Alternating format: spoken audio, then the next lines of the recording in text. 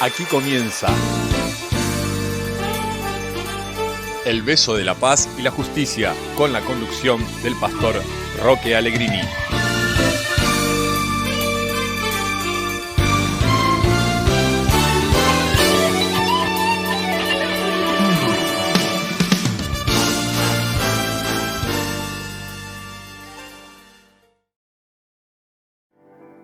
Hola, muy buenas noches.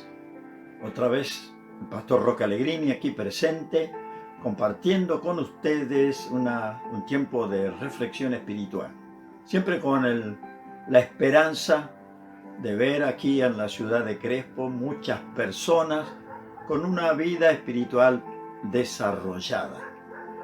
Bueno, en la audición anterior estuvimos hablando de este tema tan tremendo que es la guerra, la muerte de muchas personas inocentes. Tremendo esto, ¿no? Y quiero hacer una mención hoy porque la guerra está lejos de nosotros. En apariencia sí está muy lejos, está en el otro lado del mundo.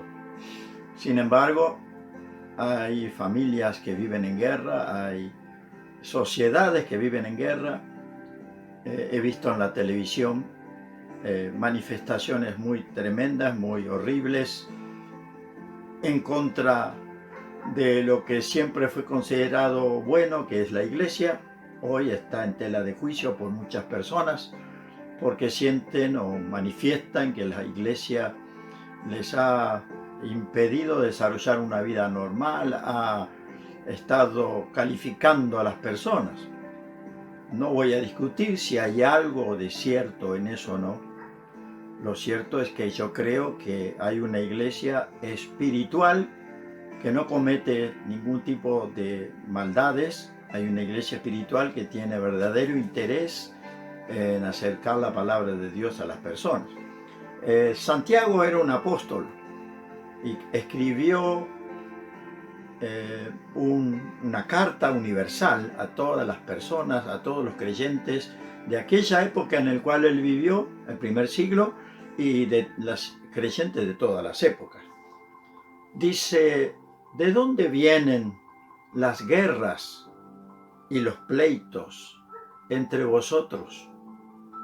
¿No es de vuestras pasiones, las cuales combaten en vuestros miembros? Y va a hablar de la codicia, va a hablar de matar, de envidia, arder de envidia, combatir a otros, pero no se tiene, dice, no tienen lo que desean porque no piden como corresponde. Y cuando piden a Dios, piden mal. Conflictos. Es decir, llevar el nombre de cristiano no nos hace hijos de Dios. Fundamentalmente la palabra cristiano tiene que ver con ser un seguidor de Jesucristo. Ser un hijo de Dios es el paso inicial. Es el paso inicial, es decir, voy a Dios para decirle: quiero que tú seas mi Padre. Quiero que tú seas quien me conduzca, quien me aconseje, quien me enseñe, porque Dios lo hace. Dejó un libro muy importante llamado la Biblia, la Santa Biblia, que tiene suficiente información como para ayudarnos a formarnos como seres humanos inteligentes, pacíficos y capaces de llevar verdad y de llevar paz a donde vayamos. Si esto no está ocurriendo, es que en alguna manera los que nos llamamos cristianos, los que decimos que somos hijos de Dios, hay cosas que no estamos haciendo bien. Pero es importante recapacitar sobre eso. La vida espiritual, como siempre digo, nos conduce a una vida superior, de crecimiento espiritual. No para sentirnos mejor que nadie, porque el que se acerca a Dios, Dios le enseña inmediatamente: humíllate ante los demás, no te hagas grande con los demás. Ese era el consejo que dio Jesucristo el que se considere el mayor, hágase siervo de todos. Mire qué tremendo que es esto, ¿no? La humildad es la base del servicio cristiano. La humildad, sin humildad el hombre que confiesa a Dios no puede ir muy lejos, necesita declarar, vivir de tal manera, dándole importancia a los demás. Las guerras es el producto de tal vez un factor de considerarse que hay una sociedad que se cree mejor que la otra, hay una sociedad que reclama deudas, etcétera, etcétera. Pero la guerra en la casa, eso es producto de la mala relación interna en el hogar. Y si queremos cuidar la familia, hay que evitar la guerra en casa. Hay que evitar, digamos, el insulto, el maltrato, el hablar mal del otro. Por todas partes tenemos que recurrir a encontrar una unidad familiar que solamente, yo creo, sinceramente, es posible en Dios. Cuando nosotros, en buena relación con Dios, Dios nos capacita para tener buena relación con el resto. Yo soy pastor, querido amigo, y que tengo la tarea de cuidar ovejas, espiritualmente hablando, ¿no? Espiritualmente hablando. Es decir, el pastor, Dios tomó esta figura, el pastor que cuida ovejas. Y las ovejas tienen esa particularidad que son animales mansos, inclusive cuando lo están matando, casi prácticamente no se queja, no se opone, se entrega. Y esa es la figura que el Señor tomó para la relación dentro de la iglesia. El pastor habla, dice la Escritura, dice la Biblia. Cuando el pastor habla, las ovejas ya saben, conocen la voz del pastor y lo siguen. El pastor, como bien me relataba un hermano de la iglesia, me decía esto, las ovejas, cuando el pastor las llama, las habla, y él comienza a caminar, las ovejas lo siguen. No tiene que ir detrás empujándolas. Sí tendrá una colaboración de algún perro ovejero que normalmente ayuda y están adiestrados perfectamente para esto, ¿no? Lo cierto es que el pastor tiene esta tarea. Yo tal vez a veces me siento como que estoy pastoreando a personas. Les hablo así, porque es mi trabajo, es la misión. Yo tengo que decirle a usted, no esté descarriado, no esté fuera del redil, esté cerca del redil, esté dejándose pastorear por un pastor, por un sacerdote, por alguien que cuide su vida espiritual y le ayude a crecer y desarrollar esa vida espiritual. Es importantísimo, amigo. No se puede ser un espiritual y vivir aislado. Los espirituales nos juntamos, colaboramos unos con otros y nos unimos para ayudar a la gente que no conoce este tema maravilloso de la vida espiritual que Dios quiere que disfrutemos. Así que la vida espiritual es una base importante para estar seguros en este mundo y prepararnos para el otro. Este mundo lo tenemos que pasar porque el hombre pecó, el hombre perdió el privilegio de estar desde su nacimiento eternamente en la presencia de Dios. No, ahora Dios ha definido las cosas para el hombre. El hombre debe arrepentirse, debe pedir perdón, debe aceptar a Jesucristo en su corazón y eso hace que haya un nuevo nacimiento. Usted tiene que nacer de nuevo. Yo he nacido de nuevo. Todo creyente verdadero ha nacido de nuevo. Está en la iglesia y en la iglesia debe estar la congregación de los que hemos nacido de nuevo porque comenzamos a vivir y dejamos atrás una vida sin Dios. Sabe que Dios se ocupa tanto de nosotros que también se ocupa de nuestra salud. Es decir, Él nos enseña a comer bien, nos recomienda comidas, nos recomienda manera de vivir con sobriedad. Esto nos enseña Dios. Ahora, hay enfermedades en este mundo. Hay cosas que vienen, hay plagas, usted sabe lo que estamos pasando ahora. Lo importante es que cómo hacemos, cómo enfrentamos toda situación. Y acá está uno de los temas importantes que en nuestra congregación practicamos creyendo en lo que Dios hace. Es decir, Jesús dijo cuando se resucitó y ascendió a los cielos, encomendó una tarea a todos los creyentes. Prediquen el Evangelio a toda persona. Vayan con la misión de que las personas crean en mí, crean en la obra que yo he hecho, que Jesús hizo verdaderamente. Y a partir de allí, pongan las manos sobre los enfermos y yo los sanaré. Echen fuera demonios y se irán. Bueno, esta promesa está. Algunos piensan que esto fue solamente posible en el primer siglo. Otros pensamos que esto ha seguido siempre, porque siempre se han visto milagros en el nombre de Jesús. Y por lo tanto nosotros invocamos que Dios también obre en nuestra vida, obre en nuestro cuerpo, obre en nuestra salud. Él es poderoso para hacer todo eso.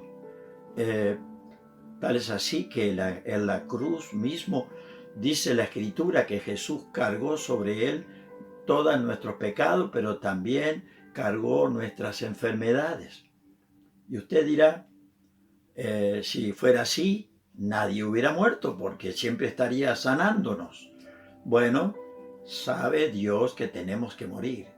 Es necesario que el hombre muera una vez y luego pase al juicio a aquellos que no han creído o a la presencia eterna de Dios si hemos creído en Jesucristo.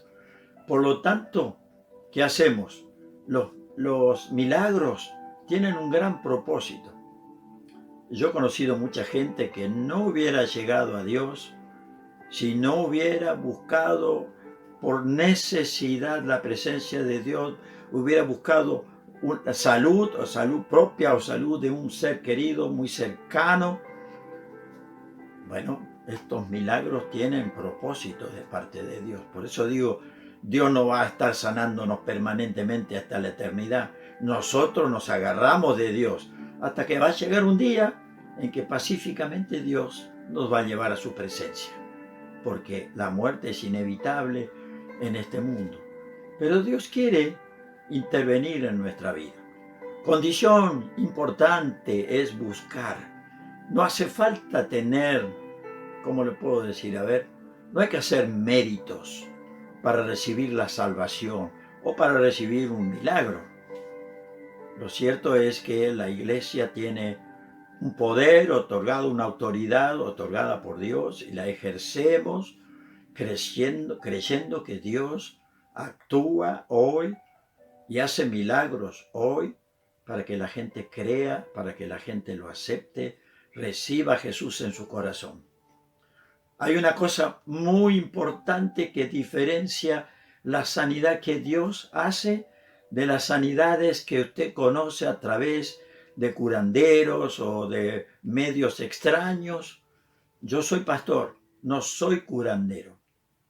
El único que sana es Dios. Pero Dios nos ha indicado qué hacer. Poner las manos sobre los enfermos, orar por ellos y Dios se encarga. Ahora, ¿qué debe pasar cuando una persona recibe sanidad? La persona tiene que cambiar. Porque Jesús le dijo a alguien que sanó, mira, fuiste sanado, vete, pero no peques más, porque puede ocurrir que te venga alguna enfermedad peor que la que tuviste. ¿Era una maldición de Jesús? No. Estaba diciéndole, no peques más, lo cual significa quédate conmigo, acércate a mí, yo te cuido, vos honrás mi vida, yo honro la tuya, cuidándote, pero ya no peques más, porque Dios no acepta el pecado. Entonces, automáticamente nuestra vida queda protegida por la presencia de Dios y vamos a vivir los años que Dios quiere que vivamos hasta que nos lleve a su presencia. Pero siempre va a ser en paz, en armonía, en buena relación con Dios y con los semejantes. Es decir, la sanidad de tu cuerpo no la provoca Dios para que tú comiences a vivir una vida desatada de pecado, de orgía. No, de ninguna manera. De ninguna manera. Por eso, toda sanidad que no viene de Dios no tiene exigencia, nadie te indica nada, te parece que te mejoraste, que te sanaste, pero al no estar cerca de Dios, ojo, allí está la clave, puede venirte algo peor. Y estoy hablándote, vuelvo a repetir, no como amenaza, sino simplemente la condición. Es decir, una persona, voy a hablar ahora pensando como si fuera un médico, no lo soy, pero digamos, yo recomiendo, soy un médico, atiendo a alguien, me doy cuenta, hago el diagnóstico, entiendo la enfermedad que tiene, le doy los remedios correspondientes o hago la operación o lo que sea, lo necesario para sanar esa enfermedad. La persona se siente bien, cumple un tiempo y luego cuando se siente bien vuelve a lo anterior. Y cuando quiere acordar, está en una situación peor que la anterior. El médico no le dijo nada, simplemente le dio las recomendaciones, seguí este tratamiento, sé fiel a esto, posiblemente tengas que estar hasta el fin de tus días con este tratamiento, o por lo menos tendrás que hacerlo 10 años, etcétera, etcétera, depende de lo que sea. Pero, naturalmente, la persona, si vuelve a transgredir, ¿qué pasa?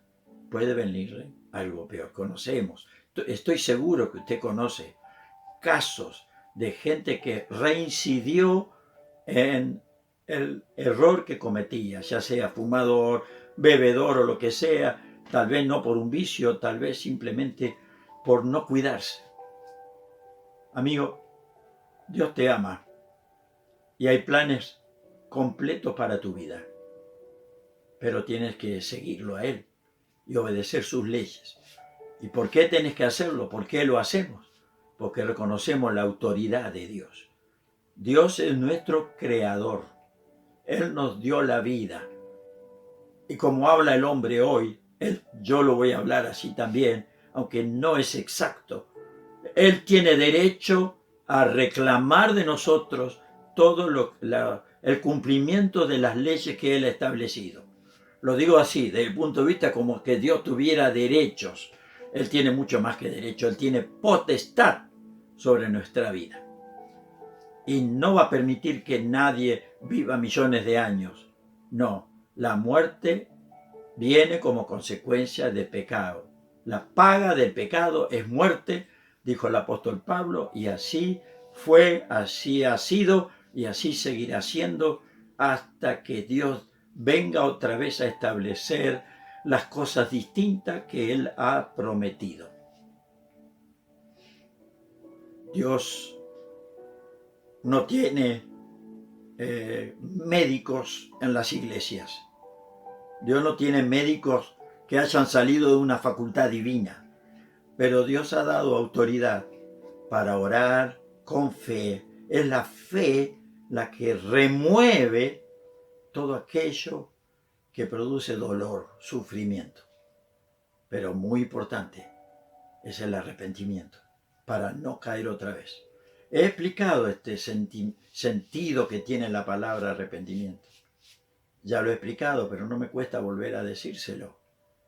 Arrepentimiento es cambiar, dejar el pecado, dolerse por lo que uno ha hecho, pero no volver a repetirlo. Y si es necesario y si es posible, restaurar lo malo que hicimos. El ladrón puede restaurar devolviendo lo que robó. El mentiroso puede restaurar diciendo que mintió. Y si hubo alguien que fue víctima de su mentira, bueno, allí tendrá oportunidad de pedir perdón. Hay cosas que no se pueden restaurar. Al que se mató, se mató. Esa persona se fue y no se puede devolver la vida, pero sí se puede pedir perdón a la familia. Y tal vez, como he sabido de casos, gente que reconoció que mató, fue a la cárcel y purgó una pena porque Dios apareció en su vida y le mostró este camino de arrepentimiento. Sí, el arrepentimiento es mucho mejor no pecar, ¿vio? Mejor no pecar, porque arrepentirse exige humillación de nuestra parte. Y Dios quiere que siempre estemos con Él. Así que Dios nos encarga a nosotros, a los cristianos, también enseñar a vivir como Dios manda, ¿no? Como dice su palabra. Es decir, el respeto. Hay una frase que lo dice todo. Ama a tu prójimo, no al próximo, como a veces hay gente que se confunde, son dos palabras distintas. Ama a tu prójimo, es decir, a toda persona que está cerca tuya. Ámalos como te amas a ti mismo. Esto es un enorme, enorme desafío. Yo agradezco que en pocos días atrás un familiar mío personal, de mi señora, partió de este mundo a una edad avanzada, 98 años, me refiero a la mamá de mi esposa. Ella estuvo internada previamente en un par de oportunidades, tuvo necesidad de sangre y yo agradezco a los que donaron sangre en las oportunidades para reponer esa sangre que fue tomada de un banco de sangre. Y doy gracias a Dios porque esa sangre fue útil para estirar, para prolongar un poquito la vida y para que la vida de mi suegra fuera, fuera una muerte más tranquila, pacífica. Se durmió prácticamente y esto es la maravilla que pasa con los hijos de Dios. Pero amar al prójimo, por ejemplo, lleva a tomar una actitud esta, donar sangre. Qué bueno, ¿no? Usted puede hacer tantas cosas, yo puedo hacer tantas cosas. Es importante, es imprescindible que entendamos lo bueno que es bendecir a los demás, amar en lo horizontal, tener cuidado, respetar al otro, no amenazar, no insultar, llegar a arreglos, no buscar lo malo. Por supuesto que en la sociedad tenemos personas que tienen necesidades y van a recurrir a robar, a mentir, a engañar. Y hay gente muy violenta que va a llegar a asesinar también. No es lo que Dios quiere. Y estamos en contra de esto. Las guerras salen del corazón del hombre. Jesús dijo que todo el pecado, la maldad, sale del corazón. Y Él dijo muy claro, no es lo que entra a nosotros lo que nos hace daño, sino lo que nos hace pecar, sino lo que sale de nosotros.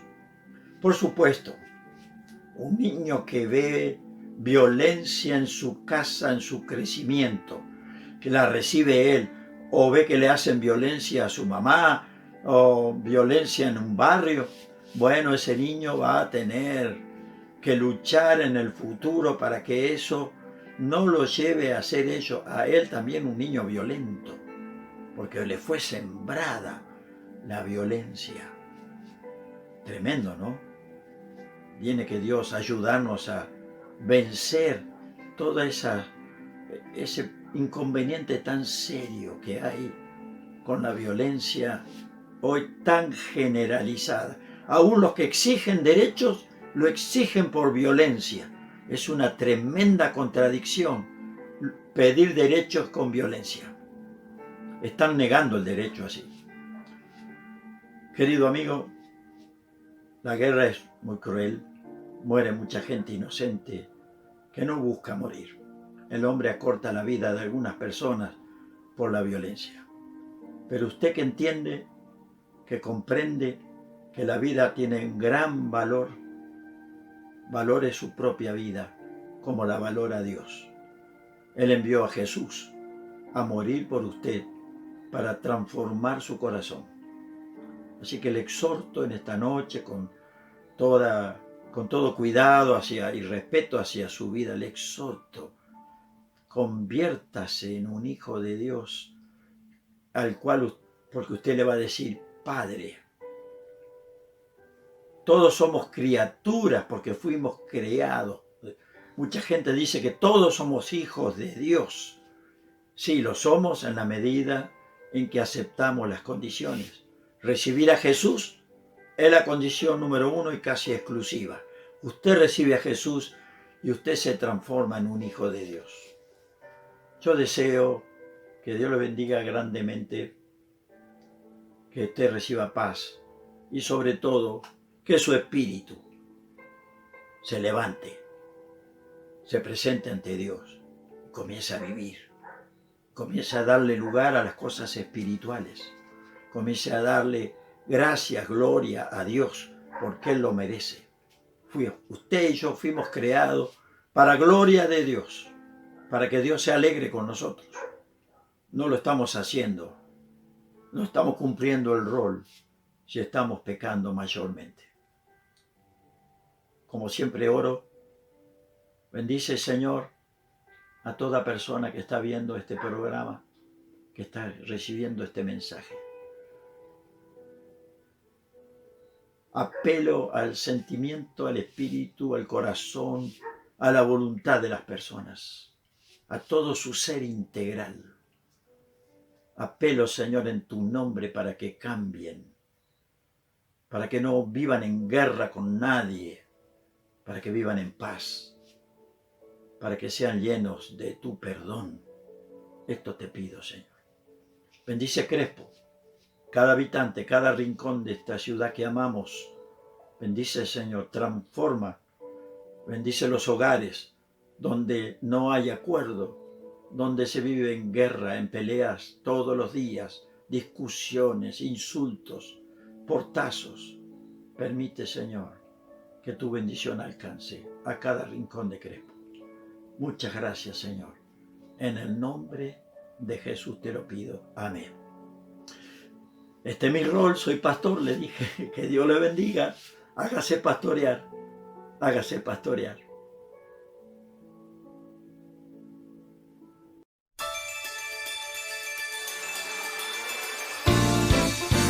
Esto fue El Beso de la Paz y la Justicia.